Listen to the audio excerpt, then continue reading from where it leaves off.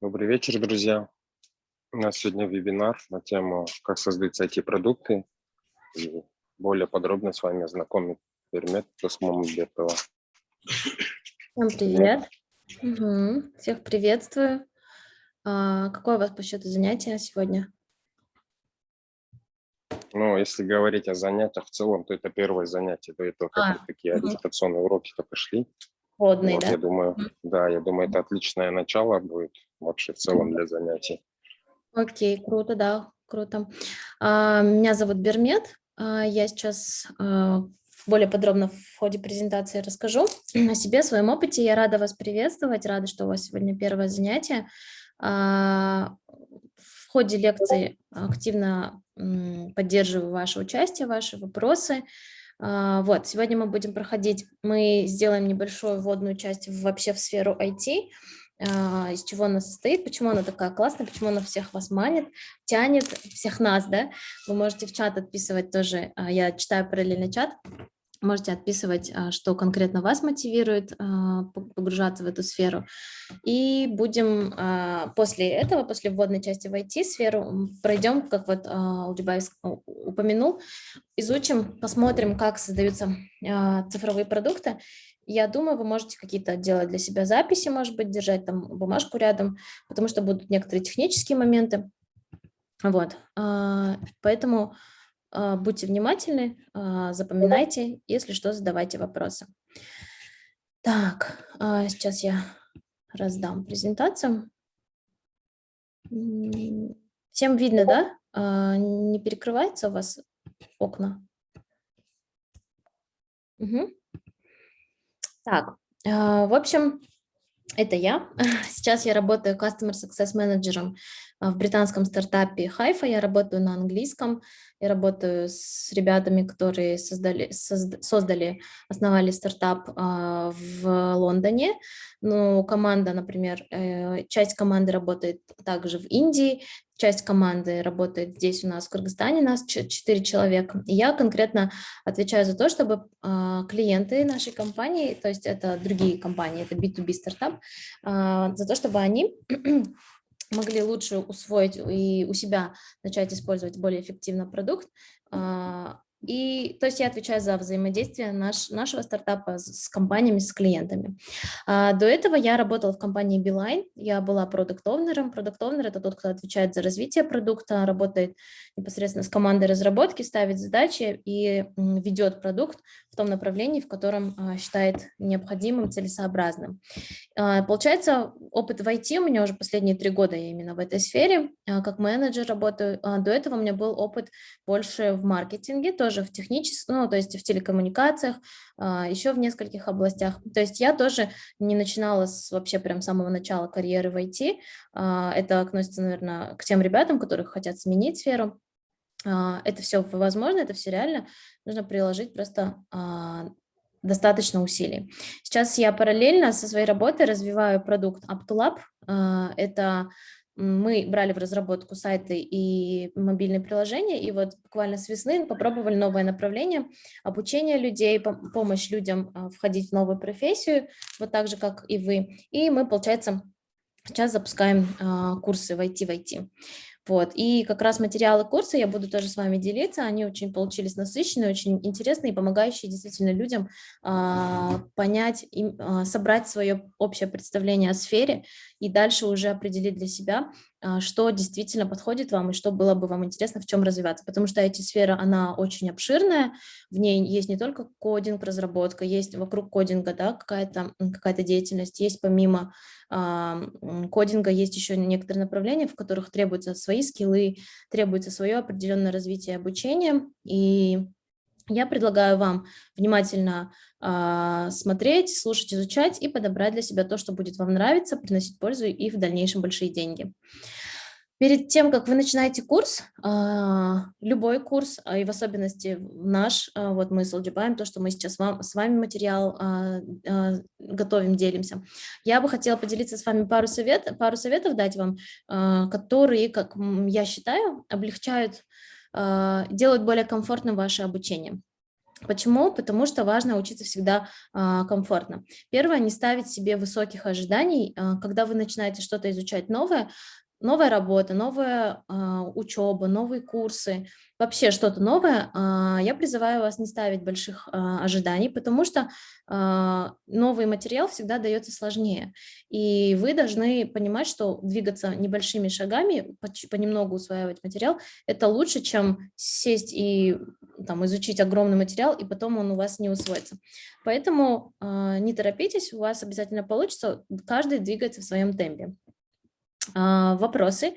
Никогда не стесняйтесь задавать вопросы, особенно тем людям, которые в той области, которая вам интересна, обладают большим опытом, знаниями, потому что они уже прошли, они уже изучили это, и у вас есть возможность получить из первых уст, да, от человека, который непосредственно с этим работал, узнать информацию. Поэтому, как говорят, самый хороший вопрос, то есть самый худший, да, вопрос, наоборот, самый худший вопрос тот, который не задали. То есть вы всегда, может быть, вы думаете, что какой-то ваш вопрос глупый или, наверное, стесняетесь спрашивать, но поскольку тема для вас новая, все вопросы считаются, все вопросы важны. И еще для людей, которые работают в сфере, как человек, который в этой сфере, я поделилась бы советом копать всегда глубже, изучать глубже. Почему? Потому что IT-сфера, она развивается быстрее, чем все другие. Появляются в разработке новые библиотеки, новые фреймворки, в продакт-менеджменте новые какие-то методы разработки продукта, аналитики, инструменты. То есть всегда что-то появляется. Если вам что-то становится интересным, узнавайте, копайте глубже. Любые знания в сфере, когда вы работаете с реальными продуктами, с реальными командами, любые знания будут вам полезны. Поэтому приобретайте их, изучайте тему глубже. То есть вам на курсе могут не дать настолько глубокий материал, да, и это нормально для курса, потому что это курс не индивидуальное занятие, и поэтому важна ваша тоже инициативность. Я призываю вас стараться, стремиться и изучать больше. Почему сфера IT? Я бы хотела поддержать ваше намерение осваивать новую сферу. Вообще, я всегда радуюсь и призываю людей искать себя в IT, потому что есть огромные перспективы, огромные возможности работать с местными рынками, русскоговорящими, англоговорящими в любых стартапах, в разных самых проектах. И чем еще отличается IT-сфера? В ней вакансий практически больше, чем резюме.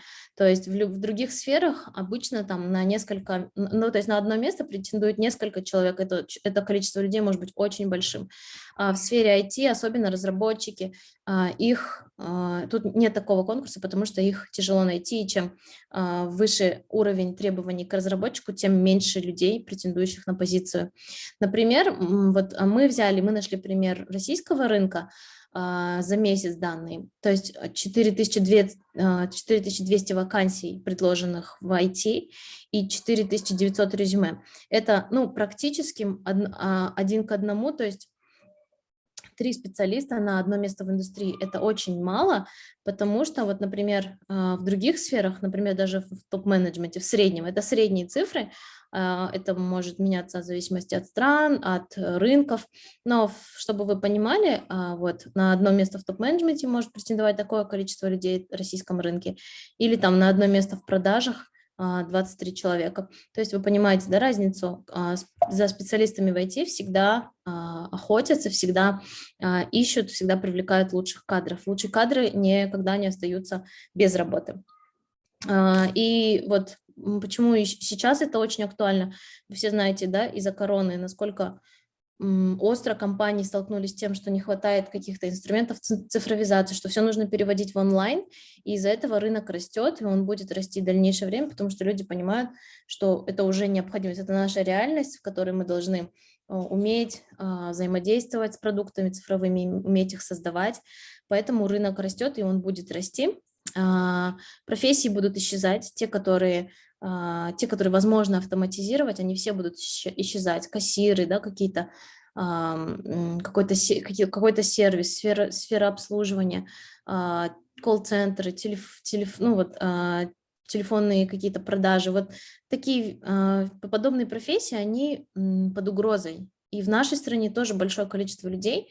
Ближайшие, ну, может быть, в нашей стране немножечко медленнее будет, да, двигаться прогресс, но в ближайшие 20 там, лет точно будут исчезать профессии, и останутся только те профессии, которые невозможно автоматизировать. И вот креативные профессии, дизайн, разработка, менеджмент продуктов – это креативные профессии, которые без человеческого интеллекта невозможно осуществлять, да, операции, деятельность такая, которую невозможно осуществлять машинами, поэтому эти профессии будут продвигаться. Вот здесь есть статистика к 2030 году, будет повышаться спрос на разработчиков и появятся новые профессии, уже так или иначе связанные с диджиталом. Если, кстати, какие-то термины вы слышите впервые, вы можете писать в чат, кто-нибудь может, если есть новые сообщения в чате, мне говорите, если я... Так, говорят, что не слышно. Вроде нормально, да, слышно? У меня потому что все нормально. Окей. И давайте рынок посмотрим в Кыргызстане. Вот просто скриншот даже сайта DFKG, куда выкладывается большое количество вакансий. Еще есть ряд телеграм-каналов, куда постятся вакансии.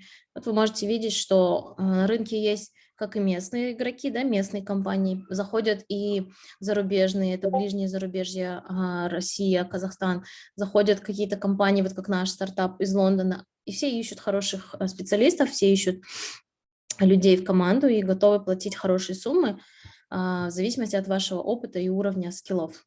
В нашей стране, так же как и всему миру, нужно и можно, да, есть, то есть молодежи достаточно много, и нужно развивать эти профессии, эти специализации и работать на зарубежный рынок, то есть это позволяет нам, нашей экономике, да, привлекать большее количество денег в нашу экономику, но потому что зарплаты выше за рубежом, но оставлять их здесь, в стране, это хороший путь для нашей страны, для развития.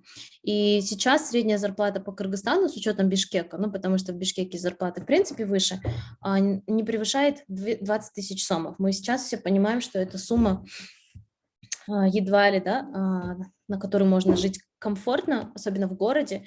И в случае разработчиков это минимальная сумма, да, от которой начинается разработка.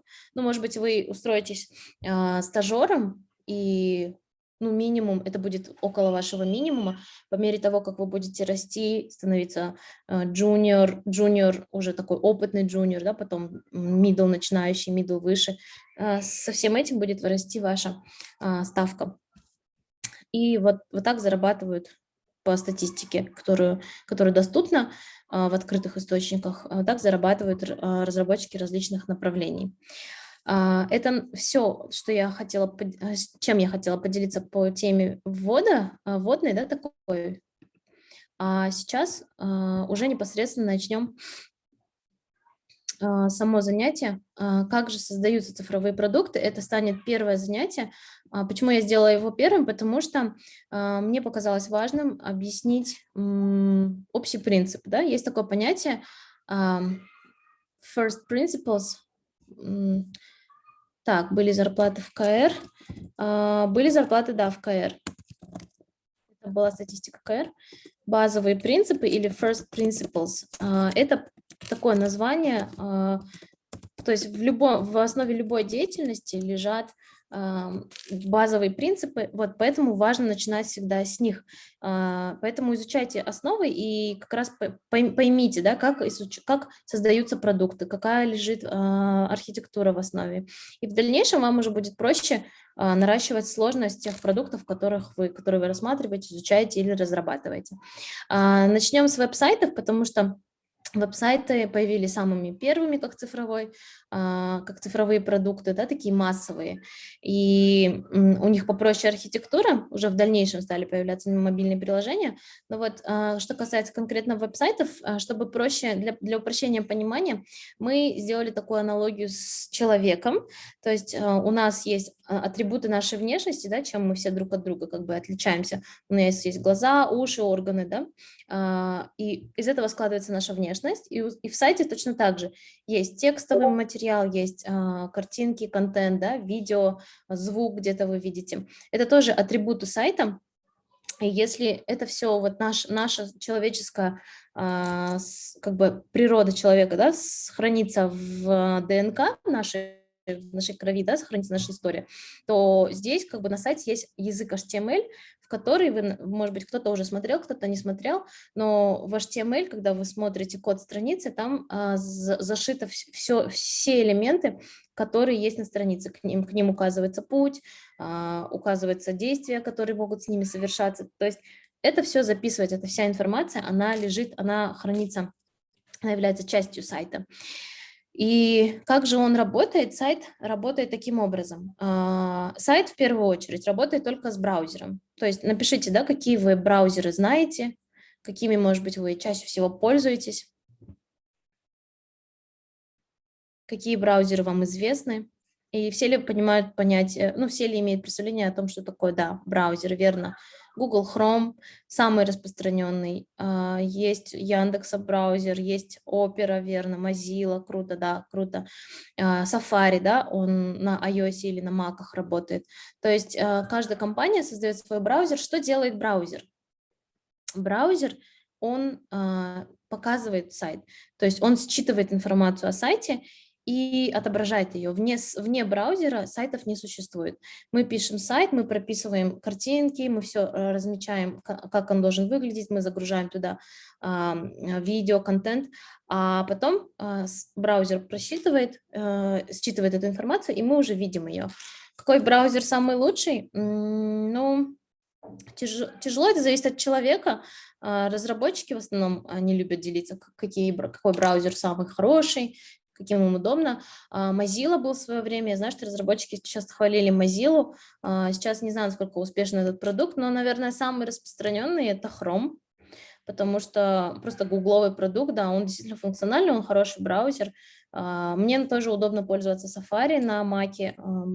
Мне кажется, он удобным. Кто-то из разработчиков говорит, что ну, Safari вообще, например, не нравится. Мне ок. Я думаю, зависит от... Если нет каких-то специфических задач, как у разработчиков, да, то, в принципе, браузер хороший. Оперу тоже, кстати, очень хвалили разработчики. Нет, не все сайты пишутся через HTML. HTML там дальше стал развиваться. Ну, то есть появился там HTML, CSS, JavaScript, да, стал как бы наращиваться, усложняться язык. PHP тоже сайты бывают. Вот, но базовый язык сайтов это HTML, это вот расшифровка Hypertext Markup Language, язык, да, который понимает браузер, считывает браузер. И сайт прогружается в веб-браузере, и чтобы вы понимали, сайт любой, он имеет физическое свое хранение, то есть он не где-то виртуально находится, все картинки, все тексты, все файлы, которые на него загружаются, они должны где-то храниться. Вот как у вас на компьютере или на телефоне хранится информация ваша, какие-то файлы, какие-то фотографии, все точно так же, что имеет отношение к сайту, оно должно физически храниться, оно хранится на сервере. Обычно сервер – это такой большой компьютер с мощностью, с большой мощностью, на котором можно хранить большие объемы данных. И вот как раз браузер обращается постоянно к серверу, и HTML самый, да, распространенный, и подтягивает информацию сервера. Вот, кстати, такие вопросы вы тоже можете брать себе в изучение, в домашнее как бы задание, да, какой браузер самый лучший, по чьей, здесь, видите, важно, по чьей версии он самый лучший, исходя из каких задач он самый лучший, не знаю, может быть, по производительности он меньше памяти потребляет компьютера. То есть поизучайте этот вопрос сами, я не углублялась, например, вот конкретно в какой для кого лучший, но это хорошая тема для изучения, не лишняя, да, какой сейчас самый распространенный язык. Может быть, там PHP уже не пишут, да, сайты, например, допустим. Вот, какой язык HTML или там JavaScript. JavaScript тоже там распространен. Я предлагаю вам такие вопросы все изучать. Так, и чтобы я не забывала, сейчас расскажу про серверы. Смотрите, кто уже тоже слышал понятие сервера, оно достаточно часто упоминается в технической сфере. Так, ага, пока нет ответов. Смотрите, сервер – это условно дом для вашего сайта. Как мы, люди, должны где-то жить, физически находиться, так и сайт находится на сервере. Говорят, как бы хостится, да, хост – это гость, он как бы сайт физически располагается на серверах. И вот так они выглядят, сервера. Это компьютер не традиционный такой, с монитором, которым мы пользуемся мы с вами. Это компьютеры, которые управляются только через другой, вот обычный компьютер. И есть такие огромные большие комнаты серверные, где находятся их ящики, да, их ребята называют технари, где все эти ящики хранятся и в которых хранится вся эта информация. Это вот серверная комната вся, для примера, для вашего понимания. И большие серверные площади, когда устанавливается на большой площади очень большое количество серверов, например, у такой компании, как Google, да, которая обрабатывает ежедневно, хранит огромное количество данных, они имеют дата-центры. Дата – это данные.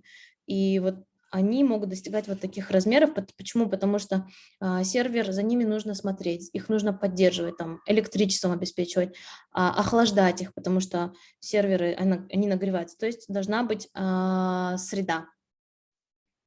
Вот. Ага. В программе HTML, CSS, ну, HTML, CSS попроще, JavaScript, он сложный, и его сложнее изучать. Я думаю, что логично, что у вас будет повышаться, усложняться по очереди, как бы, языки, сложность, да, языков. Вот. Так, как работают мобильные приложения? Все мы пользуемся мобильными приложениями. Кстати, напишите в чат, какими чаще всего пользуетесь вы приложениями, какие, ну вот действительно за день там вы чаще всего заходите. Напишите, мне будет очень интересно. Я сейчас на 1 минутку.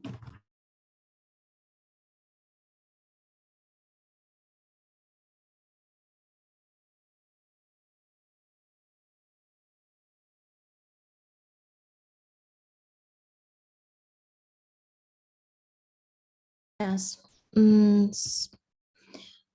Телеграм, Инстаграм, да, Инстаграм, Фейсбук, Ютуб, Ватсап.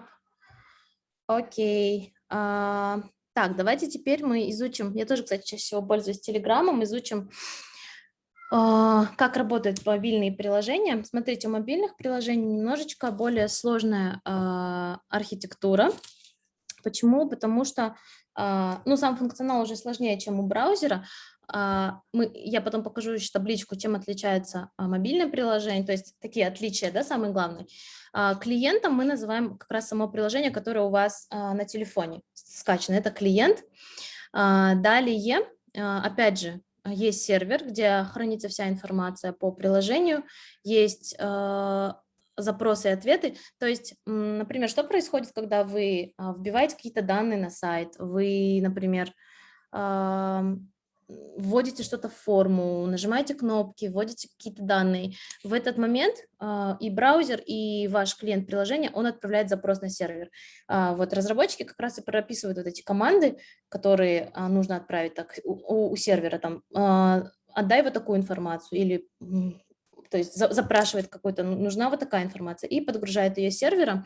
И вот как раз ваше приложение постоянно обменивается серверами, запросами и ответами, обращается к нему, а сервер, в свою очередь, может обращаться к базе данных. База данных, это условно таблица, скажем, вот огромная большая таблица, в которой хранятся данные. Например, представьте таблицу, вот, например, вы пользуетесь там Фейсбуком, да, есть пользователи списком, и по каждому из пользователей идут данные, то есть, например, он зарегистрировался тогда-то, имейл у него такой-то, что еще может быть, там можете подсказывать, не знаю, в друзьях у него то-то. Так, кто-то говорит, не слышно? Угу. Или слышно нормально? Угу. Нет, слышно, просто проблемы с интернетом. Наверное, да. И вот в базах данных, конкретных базах данных, хранятся все записи, которые имеют отношение к этому пользователю. И Вот так вот можете прям запоминать, выглядит так вот так, таким образом архитектура. Здесь появляется база данных. В сайтах тоже бывает база данных, если они немножечко посложнее. Ну, то есть есть, например, сайты, на которые вы заходите, корзина, да, например, вы создаете там корзину, вас как пользователю нужно запомнить, там запрашивают ваш email, и как раз в этот момент создается запись в базе данных. Все, вы попадаете в базу данных, и вся информация о вас записывается. Поэтому, если у сайтов немножечко более сложный функционал, и архитектура становится более сложной. У приложений почти во всех приложениях вы регистрируетесь, вы оставляете какие-то свои контакты, номер или email, и как раз вот создаются вот эти записи в базах данных. Так. И приложения, которые существуют. Смотрите, бывают виды, их несколько видов. Это веб-приложения, Twitter, Gmail, Facebook, вот как раз вы отмечали, что пользуетесь. Веб-приложения – это значит, что мы пользуемся ими в браузере. Нативные приложения – это те приложения, которые мы используем на наших телефонах, скачиваем для Android или для iOS. Вы не можете скачать приложение для iOS и использовать на Android, или наоборот, там, скачать приложение для iOS и использовать его на андроиде. И бывают гибридные приложения, это когда совмещаются веб-приложения и нативные приложения. В своей практике я чаще всего сталкивалась с нативными приложениями или веб-приложениями, они такие более распространенные. Вот с гибридными, например, я лично не работала, но тоже есть разработки подобные. Если говорить о функциональности, самые функциональные – это как раз нативные приложения. Почему? Потому что они обеспечивают большую, скажем, надежность, скорость, да, потому что они скачиваются на ваш телефон, они потребляют некоторые ресурсы вашего телефона, и у них, соответственно, большая функциональность и оптимизация. Стало ли понятнее, в чем разница между веб-сайтом и приложениями? Дайте знать.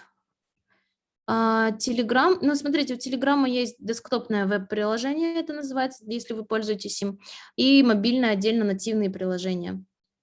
Давайте вот тоже, кстати, хороший вопрос, можно гибридный, я вот не задумывалась, может быть, надо поискать гибридный. Мы же можем, да, вот, типа на следующую лекцию, например, попробовать, там ребята пособирают, я пособираю, потом какое-то выделить небольшое время, пообсуждать, где приложения чем являются. Да? Думаю, это будет нам всем будет полезно. Я сейчас себе запишу notes. Не очень. Так. Угу. Примеры. Вот. В чем различие между приложениями и веб-сайтами? Чтобы вам было проще запоминать, вот таким образом я решила расположить информацию. Веб-сайт живет, да, через браузер, доступен только через браузер. Приложение доступно после того, как оно установлено или же, ну, то есть скачано, проще говоря. В веб-сайтах чаще всего статичный контент, то есть, может быть, кто-то имел опыт загружать сайт или его контент создавать. То есть вы заходите, у вас есть CMS, это называется, Content Management System. Так, Content Management System, да, CMS-ка, их так упрощенно называют, тоже можете погуглить себе. То есть система, кабинет, да, проще говоря, которым вы управляете сайтом, и туда загружаете, вы прям ручками записываете, где какой контент находится, текст весь размещаете, и чаще всего в сайтах вы видите его статичным. Зашли на сайт, постоянно одна и та же информация. В приложениях, включая и веб-приложения, и мобильные приложения, информация может меняться динамично. То есть вы же, например, заходите на Facebook через свой лэптоп, да, через компьютер или через браузер, даже на телефоне.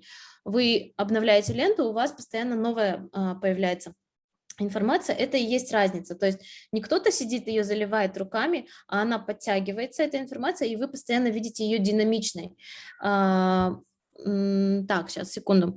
Смотрите, веб-сайт требует веб-соединения, то есть чтобы у вас был интернет, иначе не может, получается, браузер считать информацию с сервера.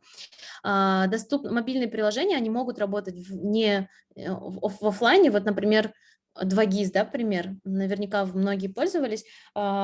2GIS работает без интернета. Почему? Потому что само приложение еще очень много весит, и у них даже когда обновления вы замечали, если то они по 300 мегабайт бывают, они обновляют информацию о заведениях, появляются новые заведения, они каждый раз ее заливают и отправляют вам в обновлении, и она хранится у вас, получается, локально на телефоне, поэтому она вам доступна вне зоны, как бы, вне покрытия сети. То есть это одно из преимуществ приложения, потому что оно может храниться на вашем телефоне, информация. Более ограниченные возможности у веб-сайта, понятно, и поэтому как бы люди стали развивать приложения свои, чтобы дать своим пользователям больший функционал, более развитый. И может использовать функции телефона, камеры. Ну, то есть вы скачиваете приложение, у вас оно может запрашивать доступ к каким-то функциям, и, соответственно, вы можете фотать, отправлять какие-то данные или локацию подтягивать. Так, да, статика не меняется, верно, динамика меняется, минимум администрирования, но если вы, например, делаете сайт-визитку, когда вы разместили информацию один раз про себя, и больше вам не нужно никакую информацию, то, как бы, получается, ну, вы зашли, залили информацию, и все. Если же вам постоянно нужно какие-то, ну, скажем, у вас на сайте есть новости, да, то есть ваша лента новостей или блог, вы заходите, ручками заливаете, и нужно чаще поддерживать. Или, не знаю, картинки меняются, баннера меняются. Самые часто требующие администрирования – это сайты, например, магазины, да, то есть новые модели телефонов, не знаю, одежды. Это нужно заходить, ручками загружать, поэтому эти сайты требуют большего обслуживания. Какое более безопасное в плане личной информации. А, Ну, сейчас, наверное, почти все и браузеры, и приложения, они запрашивают эту информацию. Вот приложение вы когда скачиваете, оно у вас спрашивает разрешение, и вы можете закрывать их, но, например, Инстаграм, у них вот такое полотно очень длинное, как сказать, оферта, да, это их называется.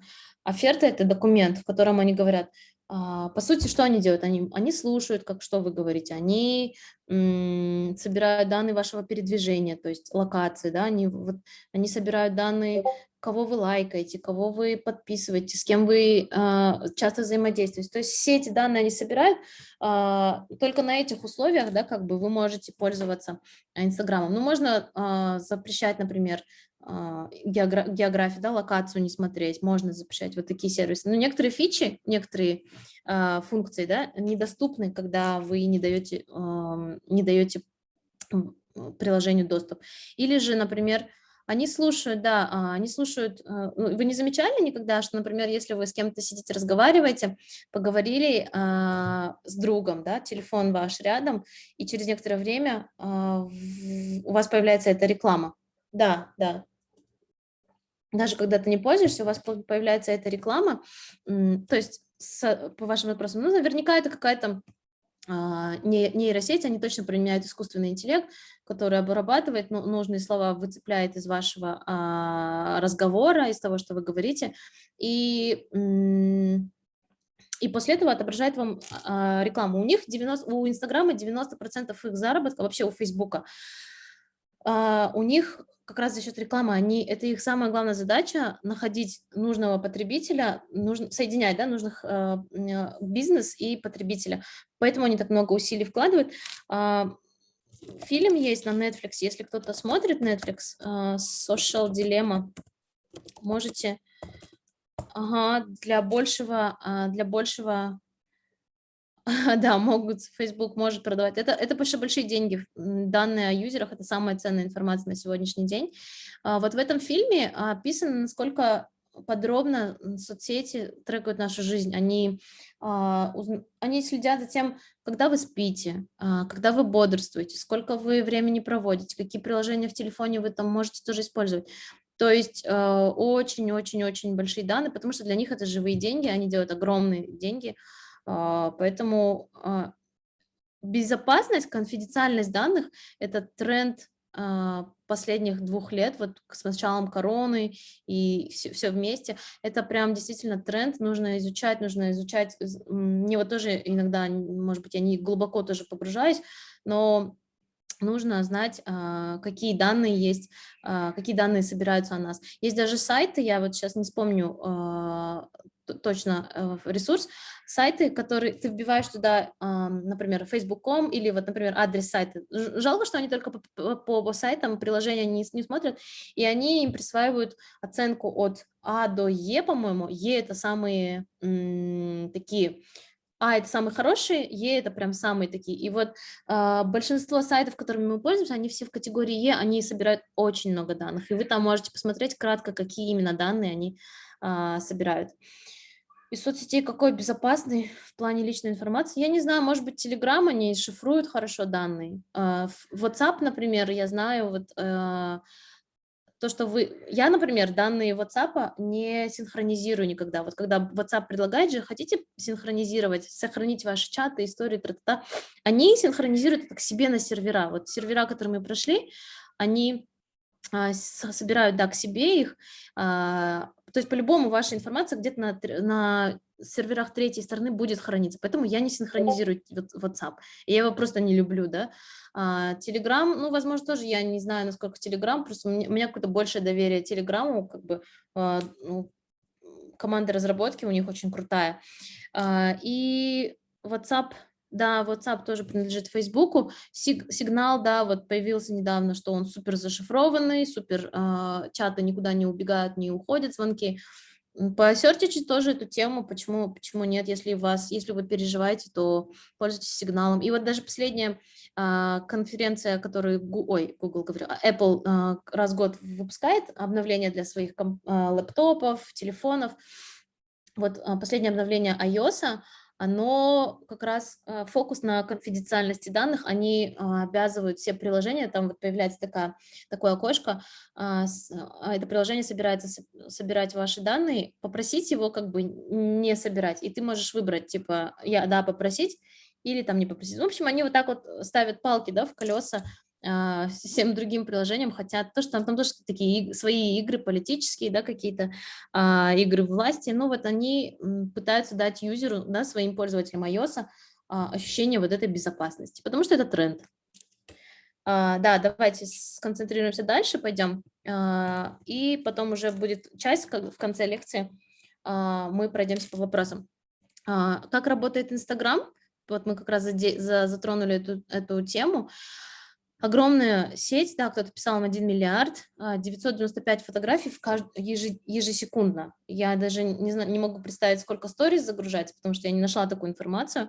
Но вот по фотографиям, и это тоже информация год-два назад, то есть соцсеть постоянно точно растет и загружает огромное количество данных. И у вот таких сервисах главный фокус на хорошей устойчивой архитектуре, на том, чтобы их сервера были устойчивы. Если у Инстаграма упадет сервер, то какая-то часть пользователей, либо вот, может быть, вы сталкивались, бывало, там Инстаграм отвалился. Это бывает очень редко, но такое бывает.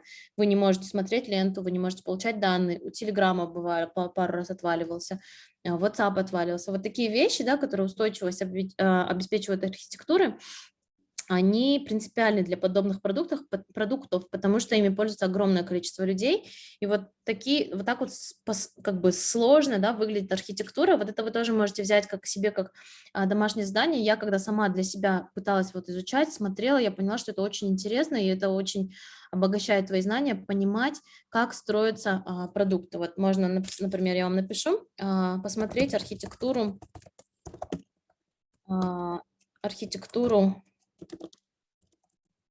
сейчас, секунду, посмотреть архитектуру, например, того же YouTube, Facebook посмотреть,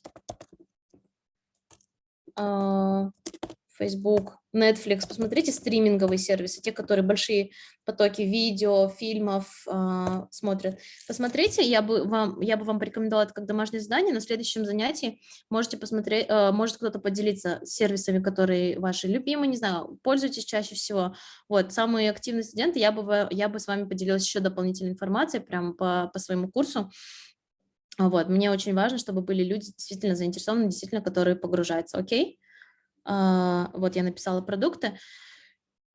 Да, системой управления базами данных, то есть есть у вас базы данных и есть система управления, они есть разные, там MongoDB, то есть я уже не помню, короче, 4-5 разных постоянно, которых я слышу, там разработчики используют, то есть софт, который помогает вам управлять вот этими базами данных. Вы создаете записи, вы управляете, вы какие-то столбцы своей таблицы там перемещаете туда-сюда, и вот так вот, например, потоковые данные идут в Инстаграм, сервер запрашивает их постоянно, вот вы кликаете, сервер запрашивает для вас данные, и они потом еще делятся на микросервисы, разделяются. Я дальше расскажу про микросервисную архитектуру. Вот. Внутри Инстаграма есть много сервисов, то есть та лента, которую вы видите, она разбита на несколько сервисов. Сервис комментариев, сервис самой ленты, вот фид, которая крутится, лайков сервисы, рекомендации. То есть технически там они разделены в архитектуре, и каждый микросервис, их называют микросервисами, потому что они каждый выполняет свою маленькую задачу по отношению к вообще большому сервису. Это сделано для того, чтобы распределить нагрузку, и нагрузка была, то есть система была более устойчивая. И, например,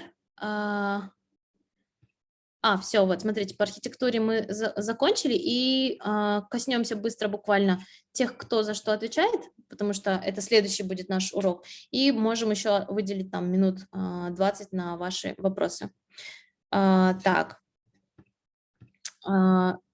Люди, которые работают над продуктами, которые мы рассмотрели, это менеджер, это менеджерская позиция, тот, который отвечает за процессы, за команду, кто что делает, в какие сроки, как сделать так, чтобы процесс к нужному, то есть продукт к нужному сроку был доставлен, да, потому что вы всегда будете иметь заказчиков, которым вы обещаете, что в таком-то времени за такую-то сумму денег вы сделаете продукт, и они от вас ждут, это ваша ответственность, например, как проекта, да, чтобы команда смогла обеспечить обещанное.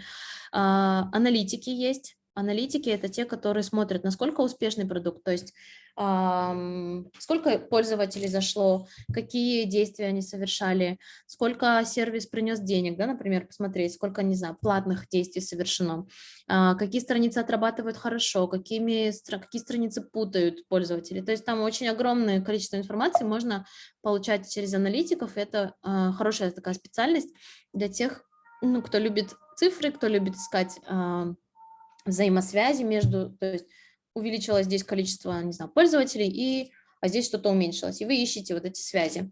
Понятно, что рисуют сайты UX, UI дизайнеры, они не только просто рисуют, они еще продумывают, какой шаг за каким шагом должен идти, чтобы пользователь действительно мог комфортно пользоваться продуктом. И наши любимые разработчики, благодаря которым, в принципе, все эти части находят соединения, они пишут код, они соединяют все части системы, они закладывают архитектуру. И есть бэкэнд разработчики и фронтенд, да, вот бэкэнд разработчики. Бэкэнд – это задняя часть, то есть если в нашу схему посмотреть сайта, вот пошел запрос к серверу, и сервер стучится, например, в базу данных. Вот эта часть взаимодействия, она на бэкэнде. Фронтенщик не лезет в часть там сервера и базы данных. Но фронтенд со своей части – это вот тот экран, который видите вы, и отправляется, например, запрос к серверу. То есть форму вы заполняете, кнопочку нажимаете, загружаете видео. Все вот эти функции, чтобы они работали, за это отвечает фронтенд-разработчик. И они между собой, соответственно, взаимосвязаны. Есть тестировщик, наверняка вы тоже слышали, что есть такие позиции ребят, которые получают уже код, изменения от разработчиков, и они должны протестировать, чтобы все изменения, которые дают разработчики, то есть были реализованы правильно, и сам продукт при этом работал правильно, чтобы какая-то его часть не отвалилась, потому что мы обновили другую часть кода. И тут мы можем, наверное, перейти к вопросам. Вот, для вас небольшой здесь глоссарий, чтобы вы немножечко уложилась в голове сама терминология, вы будете ее часто слышать. Это, наверное, одни из таких самых распространенных терминов, да, терминов. Поэтому привыкайте к ним, запоминайте их. Вот, так, вопросы, да? Лекция, да, записывается. И Тут можете тоже оставлять обратную связь, если вам какой-то материал нравится, интересен, полезен, можете делиться. Для нас это тоже очень важно, для меня. Я могу выслать презентацию. У тебя я делилась ими или нет еще?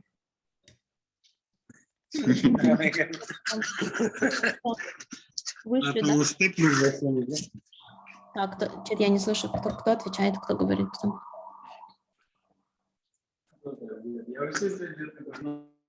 Мгм. Так, не получила ответа, окей. Да, в принципе, лекции можно будет потом, наверное, как-то с вами поделиться. Этот А, Пермет, меня слышно, да? Теперь Да, сейчас. слышно? Ага, ага. Да, я загружу презентацию. Она у меня есть. Хорошо. Так, о стартап-компании.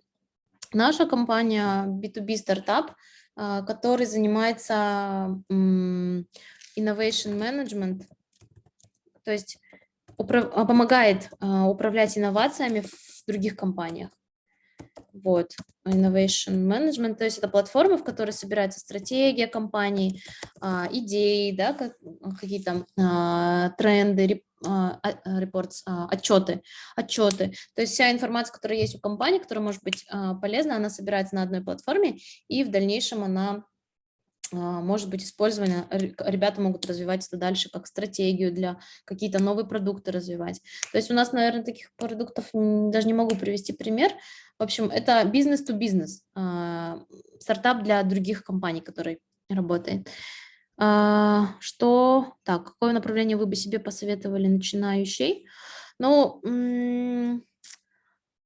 я бы исходила из своего интереса, в принципе, что вам ближе, да, вам нравятся какие-то творческие задачи или находить решения, да, разработка отлично подходит, там нужно очень много искать нетривиальных решений, или вам нравится анализировать цифры, или мне, например, когда я начинала продакт-менеджером, я хотела пойти продакт-менеджером, мне было интересно, мне нравилось, что я буду решать, в какую сторону развивать продукт, какую функцию добавить, какую функцию не добавлять. Вот я двигалась от своего интереса, поэтому я тоже советую. Если есть интерес к разработке, ну, в любом случае можно начинать с каких-то простых вещей, с тестирования. Пусть это будет ручное тестирование. Например, вы просто берете прям в телефоне и начинаете, ну, писать, в смысле, проверять, да, продукт, как работает. А в дальнейшем вы сможете уже автоматизированно это делать. Ну, вот с таких простых вещей. Дизайн кому-то интересен, начинайте простые вещи, просто прототипы делать, фигме накидывать дизайн и дальше усложнять. Азия Инфо регистрирует домены? Нет. Я не знаю даже, кстати, домены, у кого покупаются домены. Азия Инфо. В смысле, именно кто продает, да, вы имеете в виду домены, или что вы имеете в виду? Не совсем поняла. Индукции. В общем, есть пару сайтов, где вы можете подбирать себе домены, вы их покупаете, и потом выбираете хостера, хостинг KG, например, хостер KG у нас есть, и они все, ну, то есть это компании, которые на серверах которых, по сути, хранится ваш сайт. Это называется хостинг. Вот, на хостингах вы выбираете хостера, и они регистрируют ваш домен.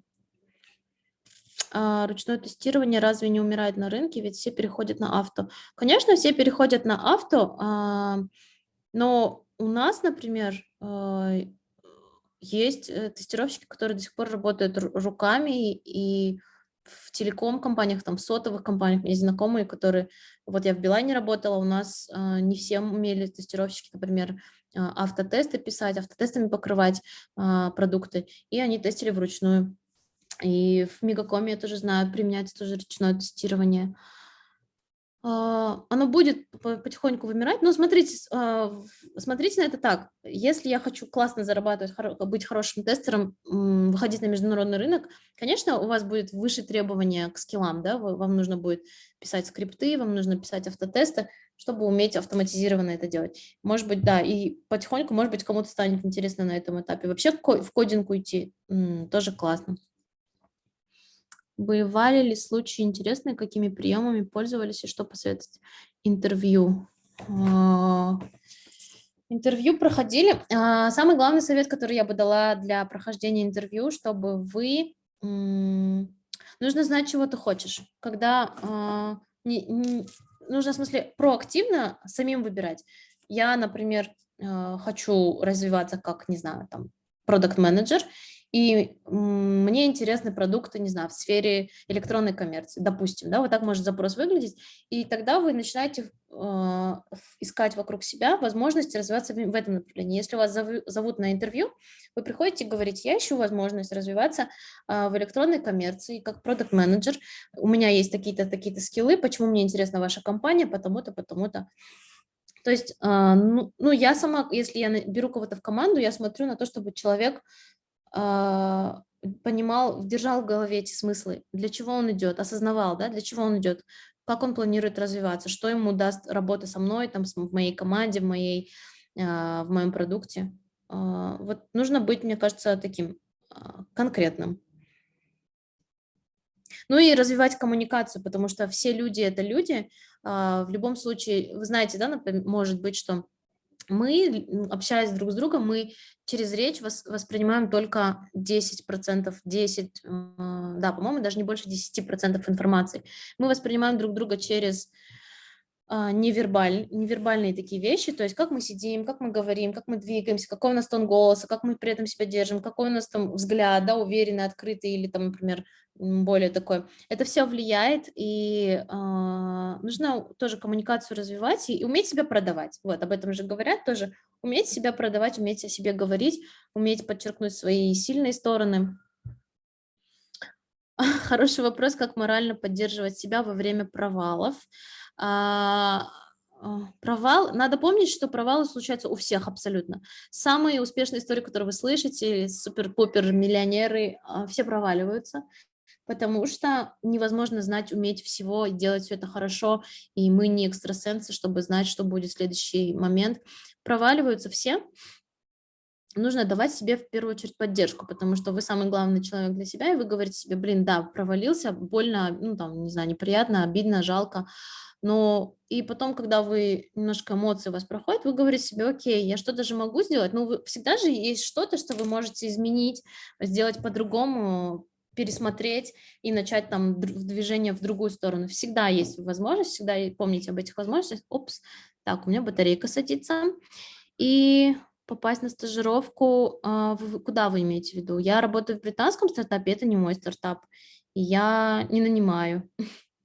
Вот. Кому больше нужны технические навыки, продакт-менеджеру или проект-менеджеру? Этим ребятам, продуктам и проектам разницу, да, расскажу, мы еще будем касаться в других лекциях. Продукт, он ответственен за то, куда развивается продукт. Он может выступать вот как сам себе заказчик, да, то есть если у проекта будет заказчик, который ему говорит, ну, другая компания пришла и сказала, разработайте, пожалуйста, нам сайт вот такой-то, такой-то нам нужен. И в случае проекта он будет просто развивать продукт для всех. То есть в смысле, для заказчика, а продакт-менеджер, он будет сам исходить из своих мыслей, там, я считаю, что продукту нужно это, и в эту сторону развивать. Уровень технических навыков, ну, я думаю, что нужен одинаковый, нужно понимать, как построен процесс разработки, архитектуру понимать, технические какие-то вещи, ну, то есть чтобы это для вас не было вообще чем-то космическим. Но это опять приходит не сразу, с опытом приходит больше разговаривать там с разработчиками, узнавайте. Бывают просто продукты такие очень техничные, очень технологичные, я бы сказала, если, может быть, какая-то технология блокчейна, да, и тогда надо погружаться. Если продукт попроще, бывает, что, ну, какого-то базового уровня достаточно. Если технологичный продукт, то продукту, может быть, даже и кодить надо научиться вместе там с разработчиками, или ему там бэкграунд разработки будет только в пользу.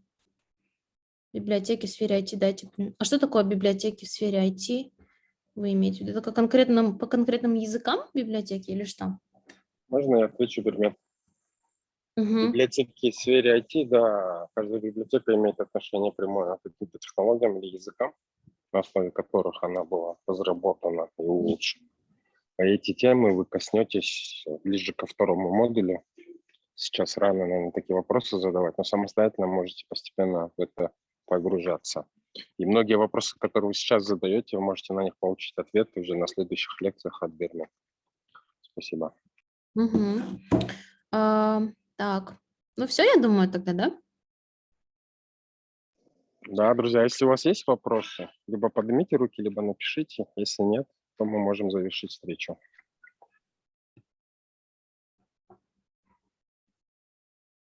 Так. Да, давайте. Ага, один вопрос еще и будем закругляться.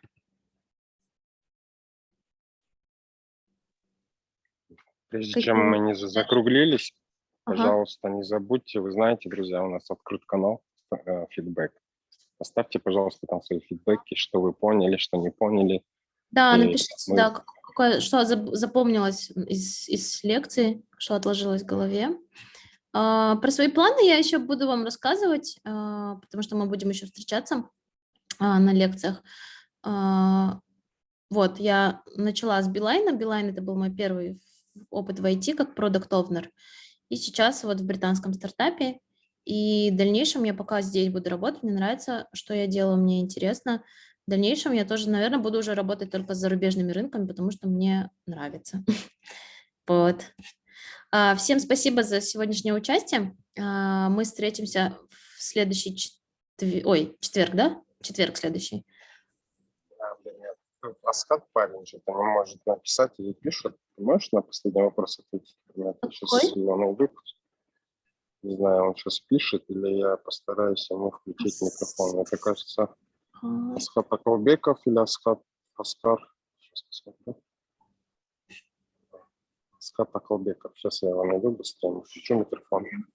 Так, если меня выкинет, у меня, значит, ноут отключился, потому что он садится. Хорошо, хорошо. Ага. Следующий урок в Так, четверг, следующий в 9 часов. Асхат Акалбеков, пожалуйста, попробуйте включить микрофон. Здравствуйте, меня слышно? Да, да. А вот у меня такой вопрос. В нашей Мгм. программе, я уже писал этот вопрос на самом деле, но начали все писать, и он просто пропал. У меня Да-да-да. вопрос, да, у нас в программе, да, вот 3 языка получается: CSS, HTML, JavaScript. То есть мы как будем изучать их параллельно, все языки одновременно, или по порядку как-то будем идти? Нет, это будет все последовательно. Это не имеет отношения к Бермет. Такие А, вопросы можете задавать я Нурлану, понял. Джанову. Хорошо, все, Да. вопрос исчерпан. Бермет в Спасибо. основном вам как бы поможет войти в IT, даст объяснение того, как устроена разработка, какие Мгм. специализации существуют, какими вещами они занимаются, какими скиллами техническими, мягкими должны обладать. Ну и в Хорошо, я вас конечном понял. счете как. Спасибо большое. Ага, Я вас понял. хорошо. Ладно, Бермет, спасибо вам большое. Было Спасибо, очень ребят, интересно. всем. Всего доброго. До встречи. Встречи, Бермет, спасибо. Видео сохраняется, вся запись загрузится. Пока. И, да. И самое главное, друзья, пожалуйста, не забудьте оставить фидбэк. А потом я ссылку скину для Бермета, она зайдет сама, прочитает и может там вам ответить. Всем еще раз большое спасибо за участие. Завтра тоже присоединяйтесь, завтра мы командой поработаем.